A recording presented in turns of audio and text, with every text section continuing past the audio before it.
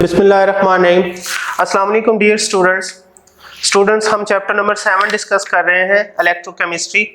और जैसा कि आप जानते हैं कि हमारा जो चैप्टर है अकॉर्डिंग टू स्मार्ट सिलेबस वो कंप्लीट हुआ है। और जो आज की हमारी इस वीडियो में हमने डिस्कस करने हैं एमसीक्यूज डिस्कस करने हैं एक्सरसाइज को। तो उसके अकॉर्डिंग जो हमने एमसीक्यूज डिस्कस करने हैं वो कौन कौन से करने हैं, 5, 6, 8, 9 और 10। ओके, ये 5 एमसीक्यूज हमने डिस्कस करने हैं। तो सबसे पहले मैं लिखूंगा 5 वाले का क्या आंसर है। तो देखिए हमारी जो स्टेटमेंट है, कहते हैं which one of the following is not an electrolyte. तो हमें पता होना चाहिए कि इलेक्ट्रोलाइट क्या है। इलेक्ट्रोलाइट ऐसे सॉल्यूशन को कहते हैं जो कंडक्ट कर दे किसको, इलेक्ट्रिसिटी को, बिजली को। तो इसलिए चूंकि बिजली पास कर सकता अपने अंदर, इसलिए उसको इलेक्ट्रोलाइट कहते हैं। अब उसके अकॉर्डिंग इसका आंसर क्या बनता है, इसके हम ऑप्शन देखते हैं। पहला है शुगर सॉल्यूशन, दूसरा है सल्फ्यूरिक एसिड सॉल्यूशन, तीसरा है लाइम सॉल्यूशन और चौथा है सोडियम क्लोराइड। शुगर का जो फार्मूला होता है वो C12H22O11 होता है। सल्फ्यूरिक एसिड का H2SO4 होता है। उसके बाद लाइम सॉल्यूशन का जो है वो कैल्शियम कार्बोनेट या कैल्शियम ऑक्साइड हो सकता है, या आप इसे कैल्शियम हाइड्रोक्साइड भी लिख सकते हैं। और आखिर में सोडियम क्लोराइड। अब बात यह है कि कंडक्ट करने के लिए, इलेक्ट्रिसिटी कंडक्ट करने के लिए आयंस का होना जरूरी, चार्जेस का होना जरूरी है। तो जब ये पानी में टूटता है तब भी ये पॉजिटिव नेगेटिव चार्जेस देते हैं, जब ये टूटते हैं तब भी ये पॉजिटिव नेगेटिव चार्जेस देते हैं, और जब ये टूटते हैं तब भी ये पॉजिटिव चार्जेस नेगेटिव देते हैं। तो ये तीनों ही हमारे पास इलेक्ट्रोलाइट हैं। जबकि हमारी स्टेटमेंट में उन्होंने पूछा है कि नॉन इलेक्ट्रोलाइट कौन सा है, तो वो ये पहला ही ऑप्शन हमारा सही होगा, क्योंकि जो चीनी है वो आयोनाइज नहीं होती, उस पर कोई चार्ज नहीं होता। तो इसके अकॉर्डिंग हमारा जो ऑप्शन सही है, सही आंसर है वो क्या है, शुगर सॉल्यूशन हम लिखेंगे। ठीक हो गया। उसके बाद छठा एमसीक्यूज हमारा क्या कहता है, कॉमन एग्जांपल ऑफ कोरोजन। ठीक है, हमारी बुक में हमने कोरोजन पढ़ा है कि किसी मेटल का खराब होना या खाया जाना अपने बैरूनी माहौल की वजह से कोरोजन कहलाता है। तो उसकी एग्जांपल क्या हो सकती है। पहली जो उन्होंने डिस्कस की है, मैं यहाँ ऑप्शन लिख देता हूँ, वो है केमिकल डीके। तो ये तो कोई सेंस नहीं बनती क्योंकि सारी ही केमिकल डीके है, केमिकल रिएक्शन से कोरोजन होती है। दूसरी है रस्टिंग ऑफ आयरन, लोहे को जंग लगना। ओके। तीसरी है रस्टिंग ऑफ एल्यूमिनियम, मैं इधर ही ऑप्शन बना देता हूं, एल्यूमिनियम को जंग लगना। और चौथी है रस्टिंग ऑफ टिन। अब तीनों ही रस्टिंग से रिलेटेड है, लेकिन एक बात जहन में रखिएगा कि इस हमारे अपने डोमेस्टिक लेवल पर या इंडस्ट्रियल लेवल पर जो सबसे ज्यादा मेटल यूज होती है वो आयरन यूज होती है। तो एल्यूमिनियम को भी जंग नहीं लगता, ये और तरीके से खराब होता है, और टिन भी। लेकिन ये रस्टिंग ऑफ आयरन एक कोरोजन की एग्जांपल भी है और सबसे ज्यादा ये कॉमन कंसीडर होती है। तो यही हमारा सही ऑप्शन है। सो बी का छठे का आंसर क्या है, that is rusting of iron. उसके बाद आठवें को देखते हैं हम। कहते हैं कि during the formation of water from hydrogen and oxygen which one of the following does not occur. हम पहले एक इक्वेशन लिखते हैं।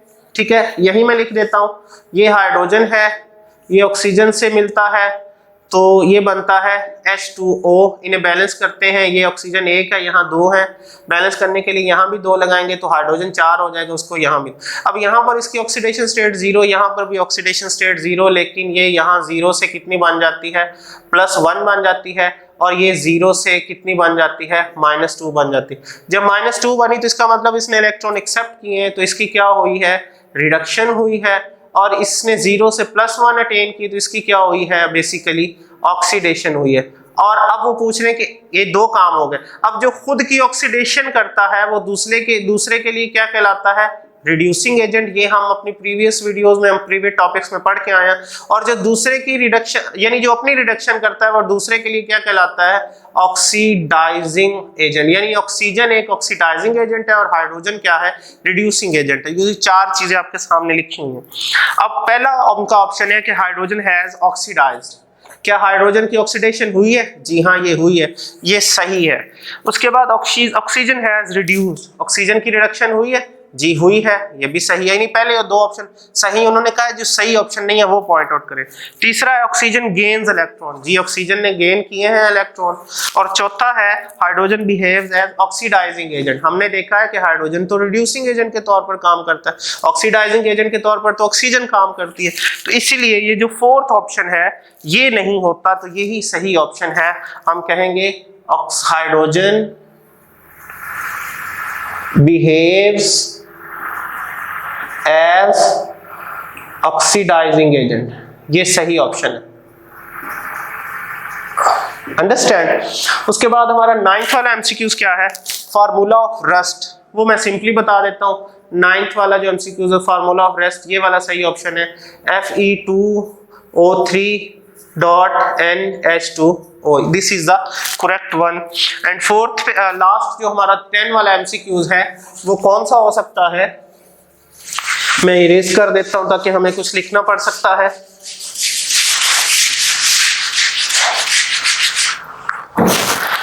The redox reaction between zinc and HCl the oxidising agent. अब पहले मैं एक इक्वेशन लिखता हूं, ये जिंक है, ये मिलता है हमारे HCl के साथ और ये बनता है ZnCl2 प्लस H2, बैलेंस करेंगे Cl2 है Sp2 यहाँ 2 लिखेंगे। जिंक की ऑक्सीडेशन स्टेट 1, हाइड्रोजन की +1 और क्लोरीन की -1। जिंक की यहाँ पर कितनी हो जाती है +2 हो जाती है, इसकी +1 ही रहती है, बल्कि नहीं -1 रहती है जैसे यहाँ पे, और इसकी ऑक्सीडेशन स्टेट 0 हो गई। अब जिंक को देखें, जिंक वो कहते हैं कि ऑक्सीडाइजिंग एजेंट कौन सा, ऑक्सीडाइजिंग एजेंट हमने यहाँ पढ़ा है कौन सा होता है, जो दूसरे की रिडक्शन करे। और दूसरे की रिडक्शन से मुराद क्या है कि दूसरे को इलेक्ट्रॉन दे दे। तो जिंक ने देखें अपने इलेक्ट्रॉन बेसिकली हाइड्रोजन को दिए, इसलिए 2 इलेक्ट्रॉन लेकर 0 ऑक्सीडेशन स्टेट पे आ गया। तो इसका मतलब जिंक क्या है हमारे पास, जिंक क्या है बेसिकली जिंक क्या है हमारे पास, रिड्यूसिंग एजेंट है।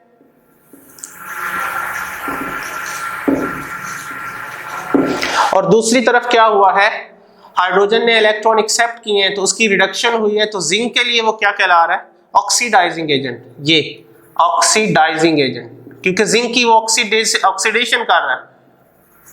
तो अब इनमें से सही ऑप्शन क्या होगा, ये दो ही, इनमें से एक ही आंसर है। आप देख सकते हैं ये अपनी रिडक्शन कर रहा है, तो जिंक की ऑक्सीडेशन कर रहा है, उससे इलेक्ट्रॉन ले रहा है और 0 ऑक्टेन हासिल कर रहा है। तो इसका मतलब अपने पास इलेक्ट्रॉन रख लिए और उसको इलेक्ट्रॉन ले लिए, तो उसके इलेक्ट्रॉन लेने की वजह से उसकी ऑक्सीडेशन होगी, जबकि खुद जिसकी ऑक्सीडेशन हो रही है वो दूसरे के लिए क्या कहलाता है, रिड्यूसिंग एजेंट। और जिसकी अपनी रिडक्शन हो रही होती है, यानी हाइड्रोजन की क्या हो रही है, रिडक्शन हो रही है, तो वो दूसरे के लिए क्या कहलाता है, ऑक्सीडाइजिंग एजेंट। ये देखें जिसकी अपनी रिडक्शन हो रही है वो दूसरे के लिए ऑक्सीडाइजिंग एजेंट है। सो हमारे पास जो H+ है वो सही आंसर है। 10 वाले का आंसर क्या है, बेसिकली H+ है। सो ये है हमारे MCQ जो स्मार्ट सिलेबस के अकॉर्डिंग हमने देखने थे, इनको हमने सॉल्व कर लिया। इंशाल्लाह नेक्स्ट वीडियो में हम अपने नेक्स्ट चैप्टर को स्टार्ट करेंगे। अपना ख्याल रखिएगा, अल्लाह हाफिज।